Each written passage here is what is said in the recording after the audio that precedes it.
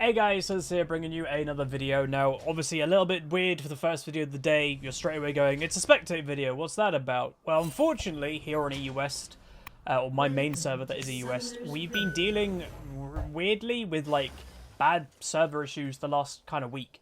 And of me recording this right now, our server is down and has been now for over an hour or two. Meanwhile, enemy team invading the Camille.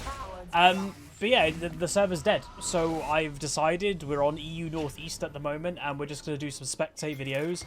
And just full transparency, the next 2 or 3 videos, including this one, might be a spectate video. I'm going to record 3 just in case both today's videos have to be one of these and maybe even tomorrow's main video. But yeah, sorry about that. Like, again, it kind of sucks. But our server literally is broken.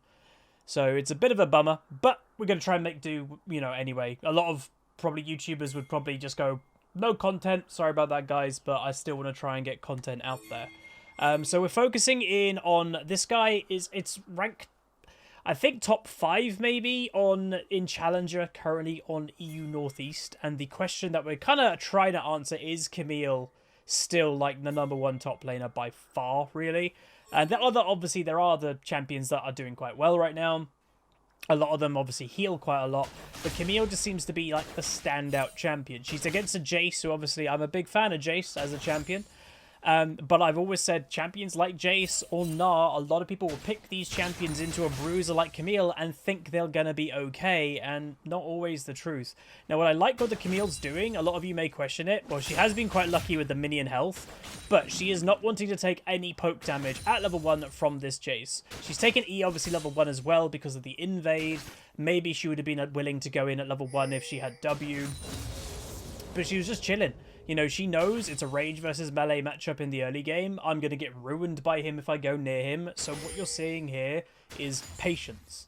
And it's one of the biggest things that I think a lot of people, when they're playing, especially top lane, and they're in that melee versus range matchup, they just get really impatient and quite frustrated about it. And then you end up probably getting poked out too far. That makes you lose more farm in the long run and potentially even gets you killed. So when you're watching these really good players actually like deal with a range versus melee matchup, a big thing you'll always notice is that patience. Meanwhile, bot lane not going great. Victor with an early kill, and yes, it is Victor bot lane. So you could say that blue team is not incredibly like well balanced. They don't have that AD carry that they can fall back on in late game and just protect them. They do have obviously got like a Jace and a Rek'Sai, but that's not late game hyper carry AD damage. So we'll see how this obviously goes, where obviously red team has a lot more balance in the comp. Now you can see already Camille, that's her first engage of the game, and Jace is nearly dead, so gets that level 3, and that's where, you know, all her abilities minus ultimate is now online, and you can see just a shift in, you know, confidence from the Camille, and that is kind of what you're waiting for, is having your abilities up, surprisingly. Meanwhile, both junglers have a little bit of a tussle near the tri-bush, but nothing comes of it. It was just kind of like, oh, both junglers are here. What's going on? Are they going to go for it? Yes, the Camille is going aggressive. They're going to take the fight. Evelyn coming. Camille with that increased range of Q does get the kill, which is double buffs. Jace is going to try and get away, and he does manage it. But that's really bad that blue team did die there. If I'm completely honest, I think the Rek'Sai was a bit cocky. Like, thinking that that was going to go okay and, like, taking the fight. I would have expected Rek'Sai to flash as the Camille was engaging and then maybe look to re-engage without taking the crazy burst damage that the Camille did instantly. But now the Jace, I'll say, is in trouble. And he, by the way, he teleported in. If you're wondering, how the hell did he just show up, teleport? But he's just teleported back into lane. He's trying to do a bit of poke damage. He's going to go for the kill, which I don't even know if this is a good idea for him. He's tanking all the minions, and they trade. So I think Camille could have probably played that, I would say, a tiny bit better and maybe survived. But Jace played that quite poorly. And, you know, he just used teleport. Camille has still got teleport. He's now traded. Camille's now teleporting back to lane. Again, excuse the replay is still bugged. And, you know, the Camille's going to push this in, and Jace is going to lose out quite a bit to this. She might even get 1 tower plate because of how many minions are attacking the tower. So that's not good for the Jace, especially that he knows he's going to be getting outscaled. So in the comment section over the last couple of weeks, some people have kind of asked me, well, if Camille's doing the smart thing of she's engaging like this, she's not expecting a kill, why is she doing that? Delaying him get to the tower is delaying him getting extra farm and XP. So just that little delay might have cost 1 or 2 farm, you know, difference and XP difference. Big play happening in bot lane by the looks of it, but Camille will rotate back up to top lane.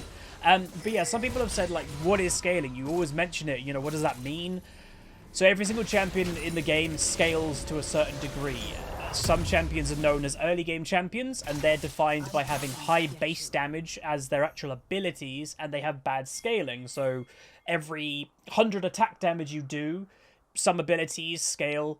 Their damage goes up by 1 for every 1 attack damage, for example. Some champions will scale, they'll get more damage by every 100 AD that you have, you'll do 0.5 extra damage. So like that's kind of scaling, and different champions have different scaling.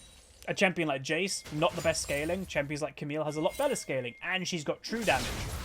Champions like Renekton, high base damage, lower scaling.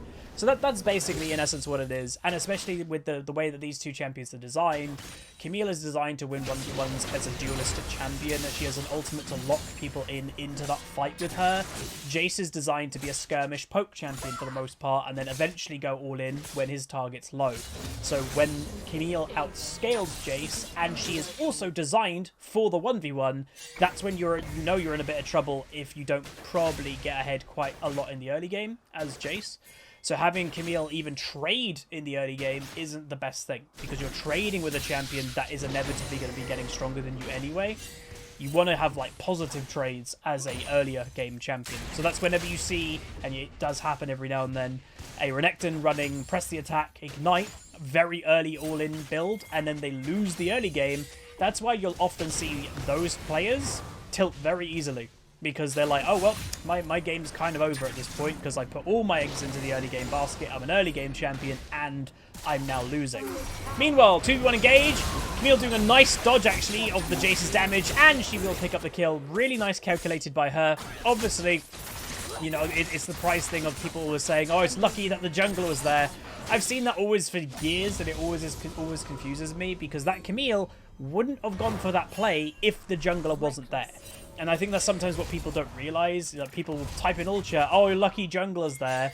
Camille would have just backed away or based or like played passive instead of going in. She would never risk that. She was only making that play, risking it, because Evelyn was there. So you have to sometimes think about that as well. But so far so good. She is still down 10 farm, but that's okay, to completely honest. Jace is going to continue his farm lead now too, up to 15, 16. But Camille's not going to be too worried about that. Gold-wise, she's got 3 kills, Jace has got 1. And also, with the farm lead, Camille is actually up about 500 gold right now. So this is going very well for Camille already. So she's not going to be panicked. Sometimes, again, especially in that in that range versus melee matchup, a lot of people feel panicked. I don't know why. Like, again, this might be like a broad comment to make, but a lot of the top lane champions that are ranged do fall off in comparison to the melee equivalents in like with the 1v1 duel. And some people will go, oh, what about Vayne? I don't count Vayne as a 1v1 top laner. And to be fair, a lot of bruisers actually can deal with 1v1 Vayne in mid to late game because of how much damage bruisers do with also having tank items. It's just how the game is nowadays. But what ruins, again, a lot of people is being impatient and dying a lot early, and then they just have no chance even in mid-game because they've just given too much of a lead to the ranged champion. And this is true a lot with Teemo, Gnar, Jace. There's, you know, the actual meta top lane ranged champions. Just patience. You know, you're going to be tanky. The items at the moment, you know, aren't perfectly balanced in League, so you're being tanky with also dealing a crazy amount of damage. The range equivalent champions a lot of the time, yeah, they do damage. Their damage doesn't scale as well, and they usually are a lot squishier than you. So you can see Camille is looking for the occasional trade, maybe just kind of testing the waters of how much damage she can do. And whenever Jace uses that EQ combo, by the way, that is when you'll probably start to see the Camille kind of perk up and go, ooh, you know, maybe I can go on him now. And do not be surprised, by the way, you know, if Evelyn's going to come top lane again, it's quite a smart thing to do in some respects. So she's in a annoying matchup, range versus melee, and you know if you get a Camille snowballing, the game's probably over, like just with how Camille is and how the matchup is. They're going to go for the engage though, with then the Camille ultimate. All she has to do is survive. That gives time for Evelynn, and the Jace is dead. So that's another big reason. So it's not just, oh, it's a good matchup for Evelynn to gank. You're making the Camille stronger, who can then snowball and take over the game. It's also a pretty free gank. Camille just presses R on a target, and that gives the free charm for Evelynn. Like, that just works really well. This is a bad idea for Rek'Sai. Really bad idea. Camille just owning him, and then Evelynn finishing him off. Not sure what the Rek'Sai is doing. He's 2 levels currently down on the Evelynn, and that's another kill for the Evelynn, another assist for the Camille. She's going to go back. Does she complete her item? Probably not right now. Gold-wise, though, she has got nearly 2k gold. The number in brackets is the total. Jace, 3.5. So that gold lead is only going up, even though the farm lead is also going up for the Jace. You know, it's where farm is definitely important, and I think a lot of content creators really drill home farm, farm, farm. Definitely true, and you should never ignore farm. You should always try to go for as much as you can, and that's the wording. It's not about having the most perfect farm every single game. It's about having the most perfect farm, or as much farm as you can to the game that you're in. You have to be realistic about it. You know, if this Camille was like, nope, I'm getting every farm in the wave, she would have probably died a couple times by just getting poked down too much and then getting all-ined by the Jace when she's nearly dead. You have to set your expectations. And if you're a kill champion, which, you know, there are some, the prime example, and obviously she has been nerfed now, but even before all the craziness with Kraken, Katarina. Katarina, for years, is notorious. Even Katarina mains are notorious for being terrible at farming. That they'll have under 100 farm at half an hour, but that's not what the champion is doing. Like, the champion is about, I'm just going to go to bot lane and get a double kill. So it is also about what your champion is wanting to achieve as well. But the Jace, probably going to go for Eclipse. It seems to be the pretty much standard item for Jace. Still a pretty good item, although it did obviously get, I think, some nerfs in the earlier season or preseason. And it looks like Camille, if I'm not mistaken, again, I'm still learning the builds myself, and obviously doing commentaries, it's like knowing all about them. Meanwhile, same thing's going to happen. This Jace, I'd say, hasn't really respected this gank for the whole game. He is going to try his best to get away. He's used his flash. Evelynn's going to ult. Then also Camille uses her flash. So it's a bit messy there. They blew Camille flash. Evelynn used her R in a good way. If you're wondering, Evelynn mucked up her R then. No, she didn't. So she put the charm. She didn't get the initial. She altered the wrong way, and that gives her the blink to go actually nearer to the target when you don't think you need the ultimate to get the kill. But obviously, it maybe wasn't needed because Camille flash ulted him, so he couldn't really get away anyway at that point. But Jace, again, not fully respecting the gank. Maybe he should be playing a little bit more passive, and obviously that is the sucky thing, and she does teleport down. Again, we can't see TPs, she's landing the E, and Rek'Sai is going to end up dead, which is nice. Diana is also in the area. Can they do anything to her? She's flashing away. Jhin lands the W, Xerath goes for the W as well. Jace is teleported in. Camille going to focus, doesn't know which target to focus right now, a little bit messy. She's going to go for the Diana, is going to get the Diana. Jace, though, got the kill over on, I think, the Jhin. And that will be the end of that. So both top laners teleporting down to make an impact. Camille's going to go back straight away, presumably to buy the mythic item, which is either Imperial. Is it Imperial? What's it called again? She did go for it, I thought. Oh, no, Divine Sunderer. Why did I think it was Imperial? Divine Sunderer. Just very strong item. If you don't know what this is again, so it's a duelist item. Anti-tank technically is what it's defined as, but after using an ability, so you just pressing Q counts, your next attack is enhanced with an additional 10% target max health physical damage. If the target is a champion, restore 50% of the enhanced damage. So that's just sustain right there. And then also the mythic passive grants all other legendary items, armor penetration, and magic penetration. So this is just a perfect synergy for a champion like Camille, because you pressing Q to empower your next auto attack as your champion, that empowers the item as well. So your auto attack with the divine proc is both doing the Camille potential true damage, and it's doing the proc from the item. So that's where sometimes you're seeing this Camille's wreck things like in 1 or 2 auto attacks, because it's just an amazing synergy. So Camille deciding what to do is maybe thinking about going mid lane. Jace is back up in top. Going for it is the Camille. She gets the nice combo with the landing the ultimate. And again, doesn't have to do too much about it. Just has to wait for her team to finish off the Diana. And that's just sometimes the best thing with this champ is that she is, yes, a 1v1 duelist, but it's not like she doesn't do team-orientated things too. She has literally the whole mentality of, I'll hold them, you hit them. Like there, she didn't really want to go under the tower, but she didn't have to. Jace, meanwhile, in top lane, and now you can probably see, like, even though Camille is lower health, lower mana, she'll have the confidence probably to go on this Jace again within the next few seconds, although the Evelynn is coming back to top. Which, yeah, is just a smart thing. Jace, this guy just hasn't respected this gank at all this game, and he's dead again. And he probably, let's be honest, would have been dead even without... Well, no, he was dead without Evelynn. Evelynn just didn't get an assist, by the way. That was a Xerath ultimate with Camille that got the kill. So even though Evelynn was top lane again, it technically didn't impact the kill. So now what you're going to start to see is, we mentioned earlier that yes, the Jace was out farming the Camille, but now you're having a matter of scaling differences and mid-game is kind of rolling in. And in the 1v1, the Jace can't really do anything anymore. You're now going to start to see...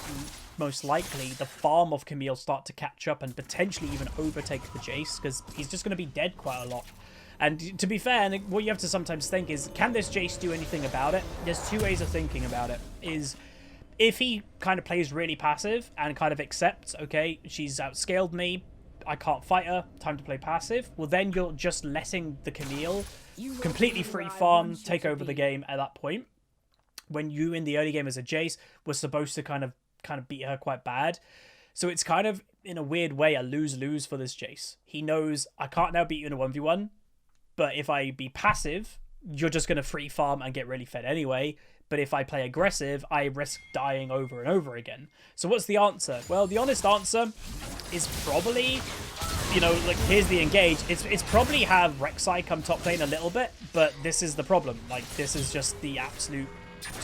he's dead again. It was completely for free, and that's just going to keep happening. And Jace didn't even play that aggressive then. That's just Camille's kind of going for with her increased mobility, with her ult. Jace can't get away. So yeah, probably would be having Rek'Sai top, but it's not even a guarantee. I would say, like, of any champion role in the game, what is the most likely 1v2 situation? It's probably a fed top laner. A fed top laner can probably 1v2 the enemy top and the enemy jungle more than any other champion role in the game. So you'll be risking, and this is the point, right now it's a 1v1 death, Jace dies. If you send Rek'Sai top and it doesn't work out, and, you know, Rek'Sai dies too, then it is game over, when Camille's killing two people at the same time. So yeah, so everything that I'm saying, you might be like, Huz, you're just saying things about Camille that's insane. Yeah, that's why she's, for the last few weeks at least, been considered the best top laner in the game by quite a fair margin, because her early game isn't terrible. She has team properties, and her 1v1 scaling is absolutely mental. Are there things that beat her? Well, yeah, like, good, you know, if this Jace played a lot better in the early game, and maybe if Evelynn didn't go top lane as much, maybe the Jace would have had more of a chance. But if you play smart like we saw this game, the Evelynn purposely went top lane because the Jace kept overextending, and you're using the synergy with Camille of holding someone still. That's why Camille is just so strong. So she's going to go for the Rift Herald now. Item build, not really sure what she's going to get next. Obviously, she does have the Hearth-bound axe, so let's see what she's going to go for. Has gone Merc Treads, by the way. Some people may be like, really? Merc Treads against a ranged champion? Yeah, she probably, again, just doesn't feel that threatened by the Jace, and she'd rather just have CC reduction at this point than actual armor and physical damage reduction. She's got a Tiamat, though, so it might be Ravenous, possibly. But yeah, let me also know in the comments, what do you guys think of Camille yourself? Do you think she's too strong? Obviously, recent patch notes hasn't been nerfed, even though she's been very dominant up in top lane for the past few weeks. The items that she uses may have been slightly changed, maybe even not this patch, maybe last patch, but again, that shows that she's still strong. I am recording this, by the way, on the brand new patch. These replays over the next few days will be brand new patch games, because I'm recording it after the patch, and all previous patch episodes get kind of not usable. She's teleporting him. The Jace is also in mid lane, by the way, and Evelynn will get that kill on Diana. Doesn't take any damage in return. The Diana didn't have any chance to do damage. And with the Rift Herald, she might look to push mid lane potentially, or just return to top. So again, a champion like Camille, if she wants to, which she's now not, you could now, with your 1v1 advantage, go back to top lane, 1v1 the Jace, kill him, and just push top lane like crazy. And that forces one of two situations. One, you're just going to break the base, and the game's like, oh, she got the inhib. Or it forces the enemy team, obviously, to deal with Camille. And then what that also then does is give, you know, the free dragon. It potentially gives a free baron down the line. So that what like 1v1 split push pressure does give. And that is definitely the benefit of amazing split push that some champions can do. But obviously, there's always a time and a place of it. There's definitely a lot of players out there that will go for split push plays, and it's just the wrong time to do it. But there's obviously a lot of times it is the right thing to do. Meanwhile, they do get the Jhin. Vladimir will get the kill, though, on Thresh, so a technical 1v1 trade, although, you know, you could argue having a AD carry kill is better than a support kill at this stage of the game. But yeah, Camille's now starting to hover, so I'm a bit surprised that she isn't, you know, still up in top lane, just doing that business. But she's probably just going to go down in bot. And just go get the tier 1 in bot. You know, that's the one thing to say is the tier 1 in bot lane is still standing just. So may as well go break that. Yes, she did use her TP, but she can have some split push pressure right now. And if she does split push a lot in bot lane, it might give enough pressure for her team to go do Baron if they wanted. But again, their Baron take isn't amazing. They don't have, like, let's say, a pure tank. They arguably have a Vladimir that I guess could tank it with his lifesteal. Or like... I guess it's lifesteal, you know what I mean, his self-healing. But they're going to go for him. Thresh coming in with then the big damage. And yes, that damage is the Q and the item combined. And that Thresh is supposed to be a little bit tanky. And it just doesn't matter. Reminding everybody, again, the second half to Camille Q is, well, the wind-up is true damage that is currently dealing... if the recast attack hits 1.5 seconds after the first, the bonus damage is increased to 190, and percentage of attack damage is converted into true damage. So she's dealing quite a considerable amount of true damage with the second part to her Q. Which again, true damage is damage that is not altered by armor or magic resist. It's just damage. And again, some people say, what's the counter to true damage? Technically, it's health. Because, you know, that's just raw health that's dealing with the damage. Because it's not armor, obviously, because it goes through it. She's going to go back, though, probably has a decent amount of gold to use. Does get the Ravener's Hydra. It's just holding on to the Hearth-bound axe, by the way, and now got a Warhammer. But does get the Hydra, so her healing... 15% Omnivamp, and I'm telling you right now, I don't know if we'll see it this game, but she could be really low health, and within a few auto attacks, she'll be back to full health. And I'm not even kidding. A few auto attacks. That's just the way that healing is nowadays. It's still not fixed it. You know, in this game, it's not as sometimes easy as saying, oh, just buy grievous wounds or whatever, like buy an anti-healing item. The problem is a lot of the anti-healing items, especially for AP champions, kind of suck. And a lot of champions very much nowadays rely on really core items and the enemy team just surrender. But yeah, a lot of champions rely on core items and the anti-healing items aren't part of their core. So them building a anti-healing item is getting them away from their core, making them actually a little bit weaker. So that's why a lot of people don't want to buy anti-healing items. And even if they do, a lot of the time, it's not enough. A 40% healing reduction, hell, even a 60% healing reduction, sometimes just doesn't feel like enough to stop these type of champions just out-healing your damage and out-healing what they're doing. It's kind of crazy. But that was Camille. She went 10-1-5, dealt with a Jace. She did technically finish above in his farm. But yeah, let me know what you think of Camille. Do you think she's a bit crazy? I personally do think she's definitely on the strong side, as she is turning into one of those champions. And what's the Huzzy scale with if a champion is strong or not? If it's in the game quite a lot. Like, I'm seeing Camille's a lot of games, and if it's banned, then... you know, it's gone and it is being banned. But if it's not banned, then you normally are seeing a Camille in your top lane in either your team or the enemy team. That is usually an indicator that, oh, she's like the thing to pick right now. Maybe that's a bit too strong. But that's going to be it. If you guys did enjoy, throw a like on it. Again, reminding people over the next couple of videos, they might be these style. I'm going to record 2 more at least, just so I have the content just in case, because EU West is dead. If it does come up in the next hour or 2, I'll probably record a live commentary without streaming, just to have a live commentary. But there's no promises because I don't know when the server's coming back up. If it's too late, I can't record late at night. But yeah, hopefully. But anyway, that's going to be it. If you did enjoy, throw a like on it, throw a comment, throw a subscribe. See you guys next time. Peace.